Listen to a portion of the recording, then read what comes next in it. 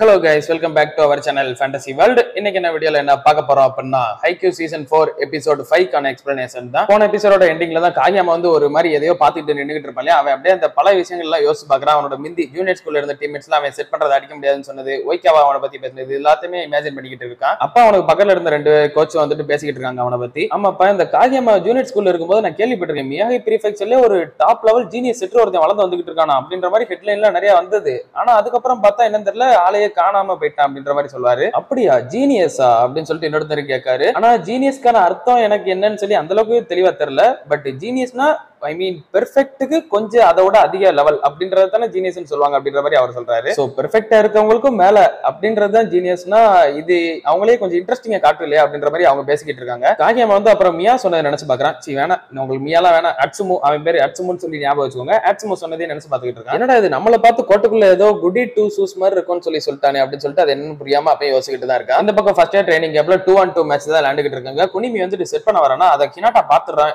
இவன் டிராப் தான் போட போறான் அப்படின்றான். அதே மாதிரி அவனு தூக்கி டிராப் தான் வைக்கிறான். போட்டு நான் கரெக்டா கெஸ் பண்ணிட்டேன் அப்படின்னு ஹினாட்டாவும் சந்தோஷப்பட அவங்க டீம்லயே அந்த சீரோட்டரி சவாவோட ஃபர்ஸ்ட் இயர் பையன் ஈஸியாவே ரிசீவ் பண்ணிடுறான். அவனுக்கு கெஸ் பண்ணி வந்துடுறான். அதை சூக்கி வந்து செட் பண்றான். ஆனா கட்டையா செட் பண்ணிடுறான். அவன் என்னதான் அட்ஜஸ்ட் பண்ணி அடிச்சிருந்தாலுமே அவனுமே திட்டுறான், என்னடா பால் இவ்வளவு கட்டையா போடுற அப்படின்னு சொல்லிட்டு. ஹினாட்டாக்கு இதை கேட்டு சந்தோஷமாகுது, சூக்கியை கூட ஒருத்தன் திட்டுறானே அப்படின்ட்டு. அடுத்த ராலியா கிட்ட போய் சூக்கியும் அந்த ஒரு பிளைண்ட் ஸ்பாட்டை கண்டுபிடிச்சு அங்கதான் அடிக்கிறான். பட் இருந்தாலும் யாக்குசாவா கையை பெருசுங்க, அதை வச்சு தூக்கி விட்டுறான். அவனோட ஹைட்டா இருக்க அட்வான்டேஜ் இப்பதான் கொஞ்சம் கொஞ்சமா புரிஞ்சுக்க ஆரம்பிக்கிறான். சுத்தி இருக்க எல்லாரும் செம்ம சகோட பாத்துக்கிட்டு இருக்க. அந்த சீரோட்டரி சவாவோட ஃபர்ஸ்ட் இயர் பையனும் ஹினாட்டாக்கு தான் தேங்க்யூ சொல்லணும், இதுக்கு இவன் இப்படி விளையாடுறதுக்கு அப்படின்னு சொல்லி நினைச்சிட்டு இருக்கான். அந்த பால யாக்குசாவா அடிக்க வர எனக்கு யாக்குசாவா பத்தி நல்லா தெரியும், அவன் கண்டிப்பா ஸ்ட்ரைட்டா தான் ஸ்பைக் பண்ண வருவான் அப்படின்னு சொல்லிட்டு சூக்கி கரெக்டா பிளாக் ஏரியா அவன் கையில பட்டு போற மாதிரியா வச்சிருக்கான். அதான் அந்த ஃபர்ஸ்ட் இயர் பை ரிசீவ் பண்ண இந்த வாட்டி சூக்கி செட் பண்றான். ஐயோ இந்த வாட்டி கொஞ்சம் தப்பா பண்ணிட்டோமே அப்படின்னு நினைக்கிறான். எப்ப இருந்தா என்ன அப்படின்னு சொல்லிட்டு அவன் ஓடி வந்து ஸ்ட்ரைட்டாவே செமையா ஸ்பைக் பண்ணிட்டு போயிடுறான். ஹினாட்டாவும் ஏதோ ஒத்துக்க மனசே இல்லாம சரி சரி நல்லா தான் செட் பண்ண அப்படின்னு சொல்லிட்டு சொல்றான். இப்பவுமே சீரோட்டரி சவாவோட மெயின் டீம் ஃபுல்லாவே வந்துடுறாங்க. சோ இவங்க கூட இன்னைக்கு உங்களுக்கு பிராக்டிஸ் மேட்ச் அப்படின்னு சொல்லிடுறாங்க. அண்ட் இதுதான் அவங்க ட்ரைனிங் கேம்போட கடைசி நாளும் கூட. சோ இன்னைக்கு உங்களோட பெஸ்ட்டை கண்டிப்பா கொடுத்துட்டு போங்க அப்படின்னு சொல்றாரு. மேட்ச் கொஞ்ச நேரம் விளையாண்டுட்டு வெளியே நின்று இருக்கப்ப சீரோட்டரி சவாவோட மெயின் பிளேயர்ஸ் எல்லாம் கேட்கறாங்க, என்னடா இந்த கராஜ்னோ நம்பர் நின்று இங்க பால் பாயா தான் இருக்கானா, வந்த அன்னைக்கு பார்த்தேன் இப்ப வரை பால் பாயா தான் இருக்கானா எதுக்குன்னு சொல்லிட்டு கேட்காங்க.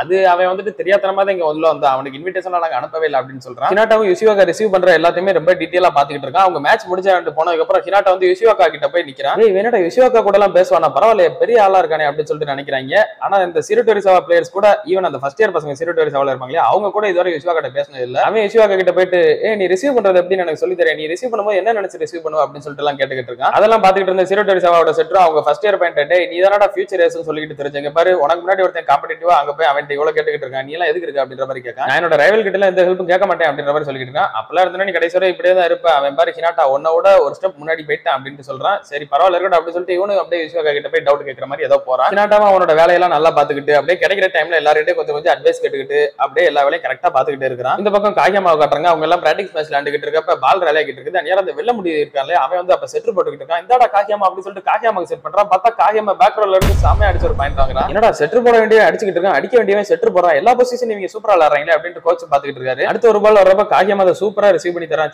இந்த ஃபீல் ரொம்ப சூப்பரா இருக்கே அப்படின்ற மாதிரி காகியாமா நினைச்சுக்கிட்டு இருக்க. அந்த வெள்ள முடிக்காரன் வந்துட்டு இப்ப பின்னாடி அந்த சாக்கு செட் பண்றான். அவன் கரெக்டா ஒரு பிளேஸ் பார்த்து அப்படியே பின்னாடி தூக்கி தட்டி அவனு பாயிண்ட் வாங்குறான். அந்த சுருட்ட முடி அவனை பார்த்துட்டு என்னடா இவன் எல்லா பொசிஷனும் சூப்பரா விளையாடுவான் போல அப்படின்னு நினைச்சுக்கிட்டு இருக்கான். அடுத்த ஒரு பால் ரேலி ஆகிட்டு இருக்கப்ப அந்த வெள்ள முடி வந்து ரிசீவ் பண்ணிட்டு மியா அப்படின்னு சொல்லிட்டு கூப்பிடுறான். அவனை வந்துட்டு நான் பாத்துக்கிறேன் அப்படின்னு சொல்லிட்டு செட் பண்ண வர்றான். இந்தாடா உனக்காகவே போடுறேன் அப்படின்னு சொல்லிட்டு கரெக்டா காகியாமாக்கு செட் பண்ண காகியாமா அதை அவ்வளவு அக்யூரேட்டா அடிச்சு பாயிண்ட் வாங்குறான். நம்ம கிட்ட ரெண்டு செட்டுமே வேற லெவல்ல இருக்காங்களே அப்படின்னு கோச்சும் பேசிக்கிட்டு இருக்காங்க. ஆமா இங்க வந்து இவங்க ரெண்டு பேரும் கையால ஸ்பைக் பண்ண எல்லாருமே அவங்க ஓன் டீமுக்கு போறப்ப கண்டிப்பா அதை மிஸ் பண்ணதான் செய்வாங்க அப்படின்ற மாதிரி அவரு சொல்றாரு. ஏன்னா அந்த அளவுக்கு ரெண்டு பேருமே எல்லாருக்கும் ஏத்த மாதிரி அவ்வளவு சூப்பரா செட் பண்ணக்கூடிய ஒரு ஜீனியஸான செட்டர்ஸ் தான் ரெண்டு பேருமே. இப்ப கராசனோ டீமை காட்டுறாங்க. அவங்க சர்வீஸ் பிராக்டிஸ் பண்ணிக்கிட்டு இருக்க. இன்னொரு புதுசா ஒரு பையன் வந்துட்டு ஜம்ப் ஃப்ளோட் அடிக்க ட்ரை பண்ணிக்கிட்டு இருக்கான். யாமகுச்சி அதை பார்த்துட்டு நான் இவன் கூட தோக்க கூடாது அப்படின்னு சொல்லி நினைச்சிட்டு இருக்கேன். ஆனா யாமகுச்சிக்கு நேரமே சரியில்லை, அவுட்ல தான் பால் போய்கிட்டு இருக்குது. கோச்சுக்கான் கண்ணாடி கிட்ட எப்பரா எல்லாம் போய்கிட்டு இருக்கு அப்படின்னு சொல்லிட்டு கேட்கறா. எல்லாம் தான் நல்லா போய்கிட்டு இருக்கு, நம்ம ஷெட்யூல் பண்ண மாதிரி அப்படின்றாரு. ரைட், நம்ம மேட்சுக்கு ஸ்பிரிங் நேஷனல்ஸ் போறதுக்குள்ள நிறைய பிராக்டிஸ் மேட்ச் முடிஞ்ச வர பண்ணியே ஆகணும் அப்படின்னு சொல்லி அவரு சொல்றாரு. ஆமா நாளையில இருந்து நம்மளோட டீமே ஃபுல் ஆயிரும் அப்படின்னு கண்ணாடியும் சொல்றாரு. காகியாமா வந்து ஸ்ட்ரெச்சிங் பண்ணிக்கிட்டு இருக்கப்ப ஆட்சுமோ வந்துட்டு டே ஸ்பைக்கிங் பண்றதுல எப்படி இருக்கு அப்படின்னு சொல்லிட்டு கேட்கான்.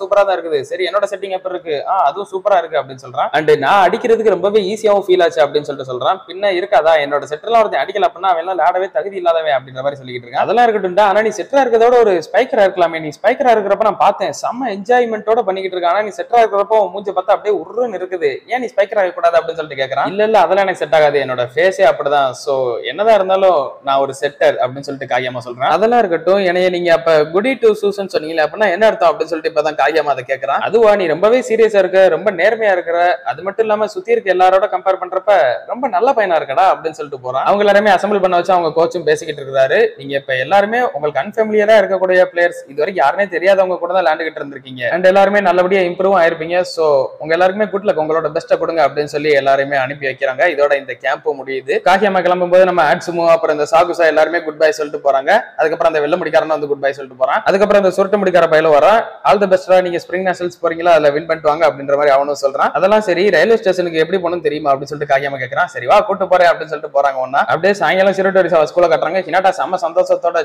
நான் நாளையில இருந்து பால தொட போறேன், நிறைய பால் அடிக்க போறேன் அப்படின்னு போய்கிட்டு இருக்கான். சூக்கி வந்துட்டு நல்ல வேலை இந்த ட்ரைனிங் கேம்ப் முடிஞ்சு அப்படின்னு அவன் டயர்டா போய்கிட்டு இருக்கான். கோகுனகவான் பின்னாடி கத்திக்கிட்டே சூக்கியை கூப்பிட்டு உன்னோட போன் நம்பர் கொடுறான். இன்னும் இது அந்த சிறுட்டோரி சவாவோட ஃபர்ஸ்ட் இயர் பையன், அவங்க 2 பேரும் தான் இல்லாம இருக்கு, அதனால நீங்க 2 நம்பர் தாங்க அப்படின்னு சொல்லிட்டு 2 பேர்ட்டையும் நம்பர் வாங்கி வச்சுக்கிறான். அந்நேரம் கிண்டாய்ச்சி ஹினாட்டா கிட்ட ஏதோ ஒன்னு சொல்ல வர்றான். இல்ல ஒண்ணு இல்ல அப்படின்னு சொல்லிட்டு போயிடறான். என்னடா சொல்ற அப்படின்னு சொல்லிட்டு ஹினாட்டா கேட்கறான். அது காகியமா என்ன பண்ணிக்கிட்டு இருக்கான், அவன் நல்லா தான்டா இருக்கிறான் அப்படின்னு ஹினாட்டாவும் சொல்றான். ஆமா இப்ப எதுக்கு கேட்ட அப்படின்னு சொல்லிட்டு ஹினாட்டா கேட்கறான். அது வந்து அவனோட பிளேயிங் ஸ்டைல்ல இப்ப கொஞ்சம் சேஞ்ச் ஆயிடுச்சு, ஜூனியர் ஸ்கூல்ல நடந்ததெல்லாம் நினைச்சு எதுவும் கவலைப்பட்டுக்கிட்டு இருக்காதா அப்படின்னு சொல்லிட்டு குனிமி அவனை பார்த்து சொல்றான். ஓ, இந்த காகியமா செட் பண்றப்ப யாருமே அடிக்க முடியாத மாதிரி இருந்தது அந்த ஒரு டைம்லயா, அது ஜஸ்ட் வழக்கமா உங்களுக்குள்ள நடக்கிற ஒரு ஃபைட் தானே அப்படின்னு சொல்லிட்டு ஹினாட்டாவும் சொல்றான். அது நார்மலா அப்படின்னு சொல்லிட்டு கிண்டாச்சி கேட்க, ஆமா உன்னால அடிக்க முடியாத மாதிரி அவன் செட் பண்ணா அது சம்டைம்ஸ் சண்டை வரதானே செய்யும், அதெல்லாம் நார்மல் தானே, காகியமா ரொம்பவே நல்லா இருக்கா, நீ அவனை நினைச்சு எதுவும் கவலைப்படாத அப்படின்னு ஹினாட்டா சொல்றான். கிண்டாச்சி ஒரு மாதிரி எமோஷனல் ஆகுறான். நேரம் குனிமி வந்துட்டு இப்ப யாரு காகியமா பத்தி எல்லாம் கேட்டா, இருங்கடா உங்களுக்கு அடுத்த அபிஷியல் மேட்ச்ல வைக்கிறோம் ஆப் அப்படின்னு சொல்லிட்டு கிண்டாச்சி எழுதிட்டு போறான். ஹினாட்டாவுமே சரி வாங்கடா பாத்துக்கலாம் அப்படின்னு சொல்லிட்டு நின்னுகிட்டு இருக்கா. நேரம் கிண்டாச்சி வந்துட்டு சரி பாக்கலாம் ஹினாட்டா அப்படின்னு சொல்லிட்டு போறான். சிறுட்டோரி சேவா கோச் ஜோசன்சியோட கோச் எல்லாம் ட்ரைனிங் கேம்ப் முடிச்சுட்டு அவங்க நைட்டு சாப்பிட ஒரு இடத்துக்கு வந்திருக்காங்க போல. நேரம் ஜோசன்சியோட கோச் வந்துட்டு இந்த ட்ரைனிங் கேம்ப் எப்படி போச்சு அப்படின்னு சொல்லிட்டு கேட்காரு.